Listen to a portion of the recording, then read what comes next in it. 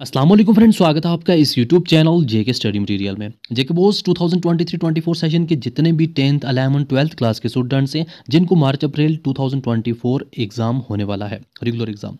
तो इस वीडियो में आपको ज़ीरो टू हीरो की स्ट्रेटजी बताऊंगा। अगर अभी आप ज़ीरो पे हो, 440 मार्क्स तक कैसे पहुंच सकते हो, उसके लिए क्या स्ट्रेटजी रहने वाली है। लास्ट 50 डेज टॉपर की स्ट्रेटजी क्या रहती है। जितने भी यहाँ पर लास्ट फ्यू ईयर से टॉपर रहे हैं उनसे मेरी ऑलरेडी बात हुई है एंड हम खुद क्या यूज़ करते थे, कैसे पढ़ते थे, वो सब चीज़ें आपको यहाँ पर बताएंगे। जिसने अभी तक कुछ भी नहीं पढ़ा है वो इस स्ट्रेटजी को यूज़ करके ईजिली पास हो सकता है। अगर यहाँ पर सभी स्टूडेंट्स इस स्ट्रेटजी को यूज़ करेंगे, चाहे वो 10th हो, 11th हो, 12th क्लास हो, 100% रिजल्ट आएगा। कोई भी स्टूडेंट्स फेल नहीं होगा, बस आपने इस स्ट्रेटजी को फॉलो करना है। तो इस वीडियो में डिस्कस करूंगा स्टूडेंट्स फेल क्यों होते हैं। सेकंड चीज़, अभी कुछ नहीं पढ़ा है, कैसे पास करें बोर्ड एग्ज़ाम। क्या आप 50 डेज़ में 0 से 400 मार्क्स तक पहुंच सकते हैं। टॉपर की स्ट्रेटजी क्या रहती है, कैसे बोर्ड एग्ज़ाम के लिए प्रिपेयर करते हैं, ये सब चीज़ें मैं इस वीडियो में डिस्कस करूंगा। आपने क्या पढ़ना है, क्या छोड़ना है, सब कुछ तो आपने ये वीडियो अच्छे से समझना है। तो पहले अगर हम बात करें स्टूडेंट्स फेल क्यों होते हैं, क्या रीज़न होता है स्टूडेंट्स फेल हो जाते हैं। देखो, अगर कोई भी स्टूडेंट्स पूरा साल जो है ना वो इंजॉय करे, घूमे फिरे, ऐश करे, पूरा साल लास्ट के 50 डेज़ में वो बैठ जाए, 10 से 12 घंटे स्टडी करे, कभी फेल ही नहीं हो सकता, कभी भी फेल नहीं हो सकता। बट स्टूडेंट्स फेल क्यों होते हैं, क्योंकि स्टडी ही नहीं करते, बिल्कुल स्टडी नहीं करते। आप कोई भी स्टूडेंट उठा के रखो, उसने स्टडी नहीं की है इसलिए वो फेल हुआ है। या फिर अगर स्टडी करोगे, लास्ट 2-3 दिन पढ़ा, जाके एग्ज़ाम दे दिया, फिर देखोगे हाँ जो अल्लाह करेगा देख लेंगे, तो ऐसा नहीं चलता है। अगर जो भी स्टूडेंट्स लास्ट 50 डेज़ पढ़ेगा तो वो ईज़िली पास ही होगा। फेल वही स्टूडेंट्स होते हैं जो स्टडी नहीं करते, या फिर वो पता है क्या करते हैं स्टूडेंट्स, वो सिर्फ इंपॉर्टेंट क्वेश्चंस के चक्कर में रहते हैं। अब इंपॉर्टेंट क्वेश्चंस का क्या होता है, उन पर ऐसा भूत सवार होता है ना इंपॉर्टेंट क्वेश्चंस का। फिर उनके किस कोई भी यहाँ पर व्हाट्सएप ग्रुप है, वहाँ से कोई भी उनको इंपॉर्टेंट क्वेश्चंस प्रोवाइड करता है, बस वो उन्हीं को रटा लगाते हैं। ये नहीं देखते सोर्स ये आए कहाँ से हैं। अगर हमारे पास इंपॉर्टेंट क्वेश्चंस पहुँचे हैं, इनको भेजा किसने है, बनाया किसने है। पेपर अगर हमारा जेके बोस वाले निकालेंगे तो ये इंपॉर्टेंट क्वेश्चंस आए कहाँ से। अगर कोई बंदा अपना एक्सपीरियंस यूज़ कर रहा है, क्या इसके पास इसके रिलेटेड एक्सपीरियंस है भी या नहीं है, ये क्यों यहाँ पर बना रहा है इंपॉर्टेंट क्वेश्चंस। तो आप ये चीज़ देखते नहीं हो, फिर आप हर किसी के इंपॉर्टेंट क्वेश्चन पढ़ना स्टार्ट कर देते हो। तो हर किसी के इंपॉर्टेंट क्वेश्चन पढ़ने से भी स्टूडेंट्स फेल होते हैं। उसका रीज़न भी बताता हूँ। फॉर एग्जाम्पल 12th क्लास का कोई स्टूडेंट्स है जिसको यहाँ पर कुछ इंपॉर्टेंट क्वेश्चंस मिले। अब उसको एक सर के इंपॉर्टेंट क्वेश्चंस मिले जिसने उसको ये 2 टॉपिक दिए हुए हैं, एक ये टॉपिक दिया हुआ है, एक ये टॉपिक दिया हुआ है। अब उसने बोला हाँ मुझे 3 क्वेश्चन याद हो गए। फिर उसके पास एक और पीडीएफ फाइल आता है, इंपॉर्टेंट क्वेश्चन लिखा होता है वो बहुत अच्छे तरीके से। वहाँ पर एक क्वेश्चन ये, एक क्वेश्चन ये, एक क्वेश्चन ये होता है। तो इस बोला यार मुझे तो 6 क्वेश्चन याद हो गए। फिर उसको एक और पीडीएफ फाइल आता है, वहाँ पर एक क्वेश्चन ये, एक क्वेश्चन ये, एक क्वेश्चन यहीं से दिया जाता है। यार मुझे तो 9 क्वेश्चन याद हो गए, यार मुझे 9 क्वेश्चंस हैं, अब मैं पास हो जाऊँगा। बट इसने 9 क्वेश्चन याद किए, एक ही चैप्टर के किए हैं। इससे चाहे वो 9 याद करे, 10 याद करे, इसको सिर्फ 9 मार्क्स ही मिल सकते हैं, क्योंकि इसने एक ही यूनिट के 9 मार्क्स यहाँ पर याद किए हैं, एक ही यूनिट्स के 9 क्वेश्चंस याद किए हैं। तो इससे थोड़ी ना इसको यहाँ पर मिलेगा। अगर ये यहाँ पर देखते ही नहीं है हमें इंपॉर्टेंट क्वेश्चन दिए किसने, आए कहाँ से, तो इस वजह से भी 9-9, 10-10 या 20-20 क्वेश्चन याद करके भी फेल हो जाते हैं। बट यहाँ पर 20 क्वेश्चन का सवाल नहीं है कि हम क्या 20 क्वेश्चन याद करके पास हो सकते हैं या नहीं हो सकते। तो ये मैं आपको आगे बताऊँगा। अब आपको ये चीज़ क्लियर होगी स्टूडेंट्स फेल क्यों होते हैं। अब जो जिस रीज़न की वजह से स्टूडेंट्स फेल होते हैं वो चीज़ आपने नहीं करनी है, आपने वो करना है जिससे स्टूडेंट पास हो सकें। पहले मैं आपको थोड़ा बहुत बताता हूँ, आपने अपना जो दिन का शेड्यूल है वो कैसे बनाना है। आपने कम से कम स्टडी करनी है 12 घंटे पर डे। मैं आपको नहीं बोलता पूरा साल जो भी 365 डेज़ में 12 घंटे पढ़ो, यार लास्ट के 50 डेज़ ही बचे हैं, लास्ट के 50 डेज़ में 12 घंटे तो पढ़ सकते हो ना। 24 आवर होते हैं, कुछ टाइम आप सोने को भी दो, 6 से 7 घंटे सो जाओ, उसके बाद भी आपको कितना टाइम बचता है, बाकी चीज़ें करो। 12 आवर अगर पढ़ोगे दिन में तो वो आपके लिए इनफ है। पढ़ना कैसे है, आप अगर सभी सब्जेक्ट्स को साथ ही में टच में रहोगे तो आपको ईज़ी रहेगा, रिवाइज़ होता रहेगा। आप अपना जो आपका सबसे टफेस्ट सब्जेक्ट है, सबसे ज़्यादा टफ सब्जेक्ट है, उसको 3 घंटे पर डे के दो। जो सेकंड नंबर पर टफ है उसको भी 3 घंटे पर यहाँ पर डे दो। अगर आपको थर्ड नंबर पे जो टफ सब्जेक्ट है उसको भी 3 घंटे पर डे दो। अगर आपका फोर्थ सब्जेक्ट है तो यहाँ पर चाहे आपका मेडिकल हो, चाहे आपका आर्ट्स हो, चाहे आपका 10th हो, कुछ भी यहाँ पर हो, आपको 3 ज़्यादा टफ होंगे, फोर्थ थोड़ा बहुत ईज़ी होगा, फिफ्थ आपका इंग्लिश होगा। तो फोर्थ जो थोड़ा बहुत ईज़ी होगा उसको 2 घंटे दो, और जो आपका इंग्लिश है उसको 1 घंटा दो। अब 1 घंटा किस हिसाब से देना है, देखो इंग्लिश के लिए मैं आपके चाहे 10th 11th 12th कोई भी क्लास है, 50 मार्क्स आप मुझ तक रखो, 50 मार्क्स मैं आपको सिखाऊंगा, मैं वीडियो बनाऊंगा उसमें आपको पूरे 50 मार्क्स सिखाऊंगा। उसका यहाँ पर मैं आपको बताता हूँ, जल्दी कोशिश करूंगा ताकि वो आप सीख सको। आप उसको जल्द थोड़ा थोड़ा भी देखोगे आपके लिए हो जाएगा। बाकी जो 30 मार्क्स हैं, क्योंकि 80 मार्क्स का पेपर होगा, उसका मैं आपको बताऊंगा पढ़ना कैसे है। अब जैसा कि आपको टफ सब्जेक्ट को 3-3 घंटे पढ़ दोगे, तो ये आप अगर कंटिन्यू 50 डेज तक करोगे तो आपको कोई रोक ही नहीं सकता अच्छे मार्क्स लाने से।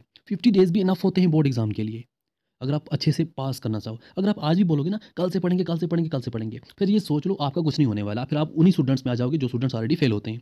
अब यहाँ पर अगर आप इस हिसाब से पढ़ोगे, अब पढ़ना क्या कुछ है, अब मेन चीज़ आता है पढ़ना क्या कुछ है। आपको टाइम शेड्यूल तो मिल गया, हम इतना टाइम पढ़ेंगे, बट पढ़ें क्या?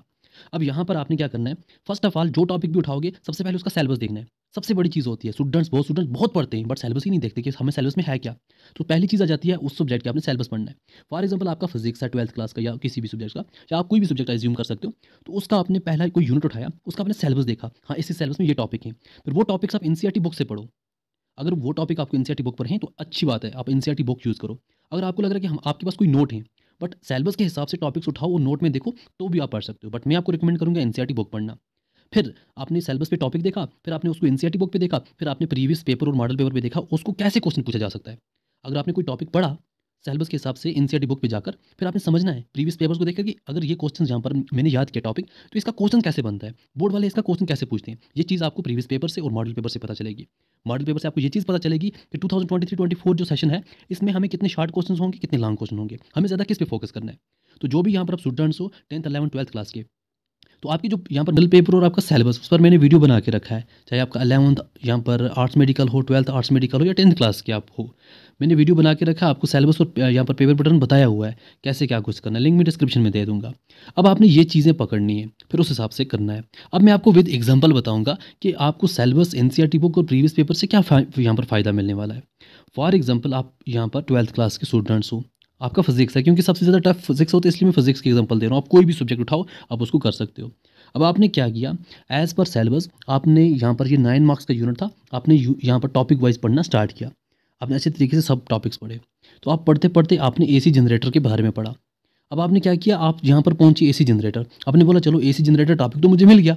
अब इस टॉपिक को मैं कहाँ से पढ़ता हूँ, मैं एनसीईआरटी बुक से पढ़ता हूँ। एसी जनरेटर, आपने एनसीईआरटी बुक ओपन की, ये आपने एसी जनरेटर वाली बुक ओपन की। यहाँ पर आपने देखा इसका ये चीज़ है, यहाँ पर ये चीज़ें लिखी हुई हैं, इसकी वर्किंग वगैरह, इसकी बाकी चीज़ें, यहाँ तक आप इसकी डेरिवेशन बनी हुई है, यहाँ तक आपने समझा कि हाँ ये तो पूरा नोट मुझे एनसीईआरटी बुक से बन गया। तो यहाँ जैसे आपने ये चीज़ें पढ़ी, चलो हो गया। अब जैसा कि आपने सिलेबस और एनसीईआरटी बुक में देखा कि हाँ कैसे कुछ मैंने पढ़ा, मुझे एनसीईआरटी बुक यहाँ पर मैंने सिलेबस में ये टॉपिक देखा और बुक में जाके पढ़ा। ज़रा मैं प्रीवियस पेपर देखूँ, यहाँ पर आप देख सकते हैं क्वेश्चन नंबर 25 जो लॉन्ग क्वेश्चन आया था 5 मार्क्स का previous year, with the help of label diagram explain the construction and working of AC generator, find expression for EMF produced by the generator. तो यही मैंने आपको बोला, सिलेबस में आपको क्या था, सिलेबस में आपने देखा कि हाँ जी मुझे यहाँ पर सिलेबस में मेंशन था, यहाँ पर था एसी जनरेटर। अब आपने एसी जनरेटर के लिए क्या ओपन की, एनसीईआरटी बुक। तो एसी जनरेटर की एनसीईआरटी बुक की, यहाँ पर सब कुछ मेंशन है, यहाँ पर सब कुछ इसके बारे में बना हुआ है, डायग्राम भी बनी हुई है, यहाँ पर आपके लिए सब कुछ यहाँ पर बना हुआ है, डेरिवेशन भी बनी हुई है आपकी, यहाँ पर पूरा सब कुछ ईएमएफ जो भी है सब कुछ लिखा हुआ है। तो यहाँ से आपका क्वेश्चन बन जाता है अच्छे तरीके से। अब नेक्स्ट आपने क्या किया, आप जब पढ़ते पढ़ते वेव ऑप्टिक्स पे पहुँच गए, वेव ऑप्टिक्स पे पहुँचते पहुँचते आपने सब कुछ पढ़ा अच्छे तरीके से, हाँ एक टॉपिक पढ़ा, ये पढ़ा, वो पढ़ा, आप पहुँचे यंग्स डबल स्लिट एक्सपेरिमेंट वगैरह, एक्सप्रेशन फॉर फ्रिंग यहाँ पर विड्थ। अब अगर आप देखो ये चीज़ ऑलरेडी प्रीवियस क्वेश्चन में पूछी हुई है, यही सेम टू सेम पूरा जो भी सिलेबस में है, fringe width in Young's double slit experiment, वो पूरी सिलेबस में, ये भी पूरा यहाँ पर पेपर में वही पूछा है, जो सिलेबस में वही पूछा जाता है, सिलेबस के बिना नहीं पूछा जाता। अब ये आपके 5 मार्क्स और हल हो गए। अब अगर एनसीईआरटी बुक पे देखोगे, जी बिल्कुल एनसीईआरटी बुक में ये जो है मेंशन यंग्स एक्सपेरिमेंट वगैरह पूरा, तो आपको क्या, जैसा मैंने आपको बोला आपने करना क्या है, आपने सिंपली, मैंने आपको एक एग्जांपल दी यहाँ पर थोड़ा बहुत निकाल के, आपने करना क्या है, आपने सब्जेक्ट का सिलेबस देखना है, फिर उसका एनसीईआरटी बुक पे पढ़ना है, फिर आपने प्रीवियस पेपर और मॉडल पेपर देखना है, क्वेश्चन कैसे पूछे जाते हैं। आपने पर डे का ये सिस्टम रखना है, कोई भी आपका सब्जेक्ट हो इस हिसाब से बनाओ, अच्छे से पढ़ो, तो आपका यहाँ पर मैं गारंटी दूंगा, तो आप इजीली यहाँ पर 400 मार्क्स तक पहुँच सकते हो। यहाँ पर अगर इसी स्ट्रेटजी से चलोगे ना, फेल तो कोई होगा ही नहीं। आपने बिल्कुल ये यहाँ पर ट्रिक्स यूज़ करनी है। अब बाकी इंपॉर्टेंट क्वेश्चन जो हैं वो भी मैं आपको प्रोवाइड करूँगा सभी सब्जेक्ट्स के। तो आपको टेलीग्राम पेज ज्वाइन करके रखो, वहाँ पर आपको जो भी नोट्स अगर होंगे या आपके मॉडल पेपर या आपका सिलेबस जो है सब कुछ आपको टेलीग्राम पेज पे मिल जाएगा। वहाँ आप ज्वाइन करके रखो, वहाँ पर क्या होता है ना, बार बार हर जगह शेयर करने की ज़रूरत नहीं होती, वहाँ पर जो चीज़ शेयर कर दी वो वहीं पर रहती है, इसलिए वो आसान रहता है। इसलिए मैं आपको बोल रहा हूँ टेलीग्राम ज्वाइन करके रखो, नहीं वहाँ से कोई आपका नंबर निकालेगा ना कुछ मसला होगा, सब कुछ अच्छे से निकल जाएगा।